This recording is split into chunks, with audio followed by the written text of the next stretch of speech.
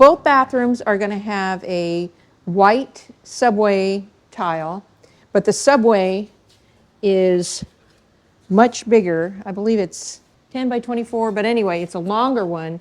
But instead of just a plain tile, it has a little bit of a wave pattern. We're going to do a chrome sluter. You're gonna do a chrome, so there'll be a bright chrome. That'll be cool. I picked all bright chrome, chrome polished fixtures for the bathrooms. That's the Okay. look I prefer. And so I think that this will go really well with it. And having the shiny with the shiny fixtures would be really nice. For the main bathroom floor, we'll have the white tile on the walls. And then for the floor, I'm going to have a patterned, kind of a Turkish look. And then when you get to the shower, I'm going to have a hexagon, and there's some of them are shiny, and some of them are flat. So the floor is a flat finish, so it'll go with the floor, and the shiny will go with the wall. And it's got kind of a grayish taupe undertone, so it should pick up these colors in the floor. For the guest bath, I picked a still hand-painted tile, still kind of that Turkish look, but it's a lot whiter than the one that we're using in the main bath. And so it'll go really well with the wall. This will work with this if I can't find a whiter one, but I'm on the hunt. Came with a solid surface countertop, which is white. It's really pretty, and it's got a little bit of a shine to it. It came with 2 sets of hardware, one in dark and one in satin nickel, and it also came with an undermount sink and a piece of backsplash that you can optionally use. This is the guest bath. This is where that 48 inch is going, and you have it ending here, so it's spaced from the wall about 6 inches or so. Correct. And then you're gonna, this obviously light fixture doesn't stay. You're gonna have this light fixture here.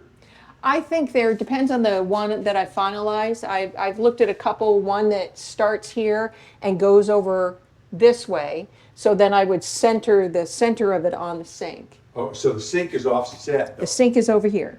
Yep. So you're going to center the light on the sink or bring it all the way across?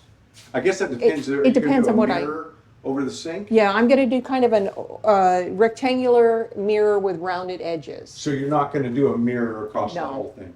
Okay, so then that would mean you'd almost want to find the center of the sink and mount your... It depends on the fixture. So your electricians are here in the morning. I'll have it picked out. So you got to let them know. Yeah, I'll have it picked out. And the specs for it. There's still more drywall to be removed. I'm behind. This is the main. We're going to leave that window there.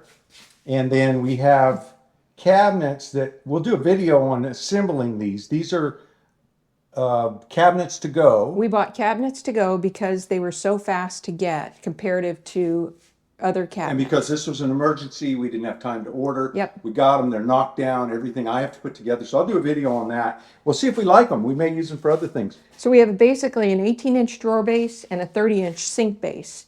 And above the 30-inch sink base, I'll have the same rounded over mirror. Okay. So it'll be rectangle and a light fixture here instead of there. We saw the floor that you got for here. Right. And then this is the one, you already have that tile. The hexagon tile. That you have. It was the other one that we don't have yet. Right. And then this one has a bar that comes out with the rain head. We want the dustless tile removal, and then we're looking at some kind of epoxy finish on the floor, possibly. Okay. Worst case scenarios, and it's not a worst case, is the luxury vinyl. And I would of course install that. Yeah. So we could do luxury vinyl throughout, and whatever we do, we're going to be the same flooring throughout. Everywhere but the 2 except bathrooms. the 2 bathrooms. And then the laundry I've been working on today. I've got the dust barrier because I was chipping up tile. If you're enjoying the Florida Fixer series, then take a millisecond right now just to hit that thumbs up button and drop a comment down below. And also you can subscribe, and all of those things help drive that YouTube algorithm so that this video and our channel will be served up to more viewers. But one of the biggest things you can do at no cost to yourself is share a link to this channel with somebody you know. Help me grow the subscriber base, and this will help us reach more people and be able to create more videos. Thanks for dropping into the Smart Woodshop. You stay safe and have a great day.